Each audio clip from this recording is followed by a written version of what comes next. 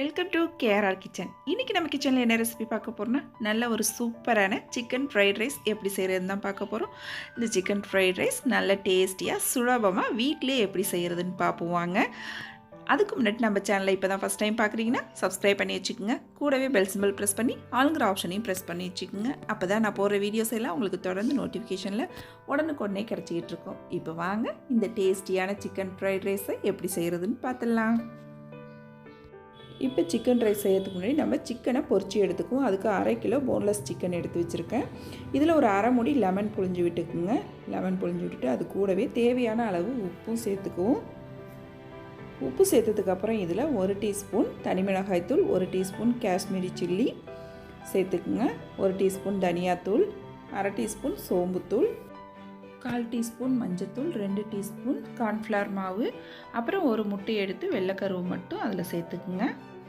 வெள்ளைக்கருவு சேர்த்ததுக்கப்புறம் 1 டீஸ்பூன் இஞ்சி பூண்டு சாந்து சேர்த்து நல்லா எல்லாத்தையும் ஒரு தடவை ஒத்தாப்பில் ஒன்று கலந்து விட்டு நல்லா ஒரு 1/2 மணி நேரத்துக்கு ஊற வச்சு எடுத்துக்குவோம். நல்லா ஒரு 1/2 மணி நேரம் ஊற வச்சு எடுத்தோம்னா தான் நல்லா சிக்கன் டேஸ்ட்டாக இருக்கும். இப்போ பாருங்கள், நல்லா ஒரு 1/2 மணி நேரம் ஊற வச்சு எடுத்துக்கிட்டேன். இப்போ இதை நல்லா எண்ணெயில் பொரித்து எடுத்துருவோம். நல்லா ஒரு தடவை ஒன்று கலந்து விட்டுக்குங்க. இப்போ எண்ணெயில் இது போல் ஒரு பீஸாக போட்டு நல்லா 2 பக்கமும் திருப்பி போட்டு நல்லா கிறிஸ்பியாக ஃப்ரை பண்ணி எடுத்துக்குவோம். மசாலா பாருங்கள், கொஞ்சம் கூட பிரியாமல் சிக்கன் நல்லா சூப்பராக வந்திருக்கு. இதே அளவுகளோட நீங்கள் சிக்கன் 65 கூட இது போல் செஞ்சுக்கலாம். ரொம்பவே சூப்பராக இருக்கும். இப்போ எல்லாத்தையும் இது போல் பொரித்து எடுத்துக்கிறேன். இப்போ சாதம் வடித்து நல்லா ஆற வச்சு எடுத்து வச்சுருக்கேன். இப்போ நம்ம சிக்கன் ரைஸ் செய்ய ஆரம்பிச்சிருவோம். அதுக்கு ஒரு கடாய் வச்சுக்கோங்க. அதில் நல்லா ஒரு 2 டேபிள் ஸ்பூன் அளவுக்கு எண்ணெய் விட்டுக்குங்க. ஒரு 10 பூண்டு பல்ல சின்னதாக வெட்டி இது போல் சேர்த்துக்குங்க. இது கூடவே ஒரே ஒரு பச்சை மிளகாய் நல்லா 2த்தையும் வதக்கி விட்டுக்குங்க. நல்லா வதங்கினதுக்கு அப்புறம் நல்லா ஒரு பெரிய வெங்காயத்தை நீள் வாக்கில் வெட்டி சேர்த்துக்குங்க. நல்லா இதையும் நல்லா வதக்கி விட்டுக்குவோம்.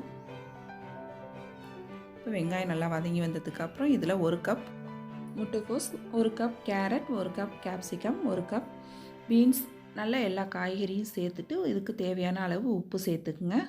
ஒரு 1/2 டீஸ்பூன் உப்பு சேர்த்து நல்லா ஒரு 5 நிமிஷத்துக்கு வதக்கிக்குங்க. காய் ரொம்ப வதக்கக்கூடாது, ஒரு பாதி அளவு வதங்கினுச்சுன்னா போதும்.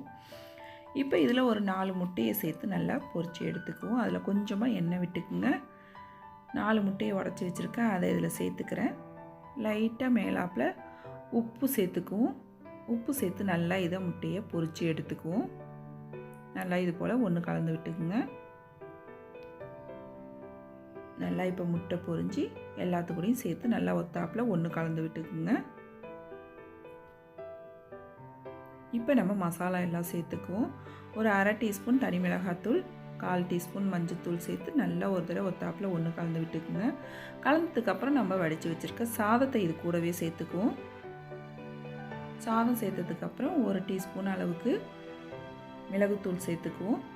இது கூடவே 1 டீஸ்பூன் சோயா சாஸ் சேர்த்துக்குங்க. கொஞ்சமாக கொத்தமல்லி தழை தூவி நல்லா ஒத்தாப்பில் எல்லாத்தையும் ஒன்று கலந்து விட்டுக்குங்க. ஒரு தடவை நல்லா மசாலா எல்லா பக்கமும் படுற அளவுக்கு கலந்து விட்டுக்குங்க. உங்களுக்கு காரம் தேவைன்னா இன்னும் கொஞ்சம் கூட பெப்பர் சேர்த்துக்கலாம். இப்போ நம்ம கடைசியாக நம்ம பொரித்து வச்ச சிக்கனை சின்னதாக பிச்சு இது போல் சின்ன துண்டுகளாக ரெடி பண்ணி இது கூட சேர்த்து கலரி இறக்க வேண்டியதான். நல்லா ஒத்தாப்பில் ஒன்று கலந்து எடுத்தோம்னா நம்மளோட சிக்கன் ரைஸ் ரொம்ப சூப்பராக ரெடி ஆகிடுச்சிங்க. டேஸ்ட்டு ரொம்பவே அருமையாக இருக்கும். நீங்களும் இந்த சிக்கன் ரைஸை இதே அளவுகளோட இதே போல் செஞ்சு பாருங்கள். செஞ்சு பார்த்துட்டு எப்படி இருக்குன்னு எனக்கு கமெண்ட் பண்ணுங்கள். என்னோட இந்த ரெசிபி பிடிச்சிருந்துன்னா லைக் பண்ணுங்கள், ஷேர் பண்ணுங்கள். மறக்காமல் நம்ம கேஆர்ஆர் கிச்சனை சப்ஸ்கிரைப் பண்ணி வச்சுக்கோங்க. நாளைக்கு வேற ஒரு ரெசிபியோட சந்திப்போம். தேங்க்ஸ் ஃபார் வாட்சிங்.